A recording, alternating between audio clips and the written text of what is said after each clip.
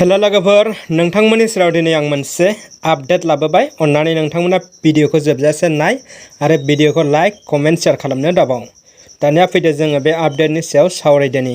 जोंहा Assam assembly election 2021 नि जे रिजाल्ट बिसायख'थिनि फिथाइया फोसावजाबाय।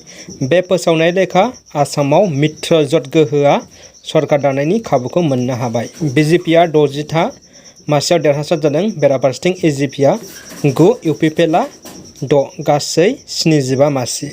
ओमफ्राय बेराफारसेथिं महाजोत दोलो कंग्रेस, बिपिएफ ओमफ्राय एआइइउडिएफआ लोगोसे रायजो दरा मोनसे, बिपिएफ मोनब्रै, कंग्रेसआ 29, एआइइउडिएफआ 16था देरहासार जानो हादों। दा बिथांमोनहा देरहालांबाय। ओमफ्राय बिनि सायाव सावरायलिया, जोङो सावरायगोन जोंनि बर' हारिया आसामाव बबेयाव साबैसे देरहाखो, जायखिजाया पार्टी हिसाबै लाला, जोंनि बर'फ्रा साबैसे देरहादों, सोर देरहादों बिनि गुमुरखौ होगोन। आरो बिनि सिगांनो आं नोंथांमोननि सेराव मोनसे बाथ्रा बुंनो सानदों। दासान्दि आसामाव मित्रजोत गोहोआ, जथाय गोहोआ सरकार दागोनबाबो गिबि मन्थ्रिया सोर जामारगोन, बे मोनसे गेदेर सोंलु जादों। दासिमबो रोखा खालामनो हायाखैदि सोर गिबि मन्थ्रि जागोन। आगुनि गिबि मन्थ्रि सर्बानन्द सन'वाल बिथाङा जागोन ना हिमन्त बिश्व शर्माया जागोन। दा बे मोननै बिथिङा ओरैबायदि सावरायजागासिनो दं। आसामनि खौरां बिजोंजों लोगोसे आसामनि रायजो राजा, बिटिआरनि रायजो राजाफ्राबो बे बिथिङाव गोनो गोथो जागासिनो दङ।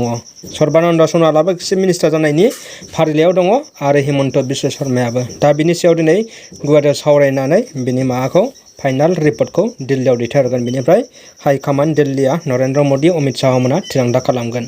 आरो दा जोंनि बिटिआरआवबो जोंहा बिटिआरनि डिपुटि चिफ गबिन्द बसुमतारीया उदालगुरिनिफ्राय देरहासार जानो हाबाय। दा बिटिआरआवबो डिपुटि चिफआ सोर जागोन, बेबो मोनसे बिराद गिदिर सोंलु। बेफोर राजखान्थिनि खोथा, बिसोर गावसिनि पार्टियाव रायज्लायनानै बिनि सायाव थिरांथा लागोन आरो बेखौ जों माखासे समनि उनावसो मिथिनो हागोन। दानिया फैदो जोंनि बर' हारिनिफ्राय देरहालांनाय आसाम एसेम्बलियाव देरहालांनाय एमएलएफोरनि सायाव बुंथिनोसै। जोंहा आसामाव 126 मासि दङ। बेनि गेजेराव बर'फ्रा 12 मासियाव देरहादों। बे 12 मासियाव देरहानाय बिजाथिफोरा एमएलएफोरा जाहैबाय उर्खाव गोरा ब्रह्म, गबिन्द बसुमतारी, लेहराम बर', जयन्त बसुमतारी, भुपेन बर', लरेन्स इस्लारि, ओमफ्राय ओरै सरन बर', दुर्गा दास बर', रबिराम नार्जारि, माजेन्द्र नार्जारि, बिश्वजित दैमारि, ओमफ्राय सासेया जोंहा आगोमा गवालपारा दुधनैनिफ्राय जादब सरगयारिया कंग्रेसनिफ्राय देरहानो हादों। बेयो जोंनि बर' हारिनि थाखाय जोबोद देरगाथाव। मानोना जोंहा एसेम्बलियाव जोंनि बर'नि एमएलए नांगौ जानानै फैदों। आरो जुदि बिजनियाव बर' सासे देरहानायमोनबा जोंहा 13 जन एमएलए देरहानो हागौमोन दुलाराय आसामाव। 126नि मादाव जुदि 12 जन मासि देरहायोब्ला 5%नि एसे बारा जायो जोंहा। आरो पपुलेसन हिसाबै जोंहा आसामाव 5%, अफिसियेलि 5%सो थानो हागौ। बे हिसाबै जोंहा थोजासे एमएलए देरहानो हानाया जोंनि थाखाय जोबोरैनो बाख्नायथाव होननानै जों साननो हायो।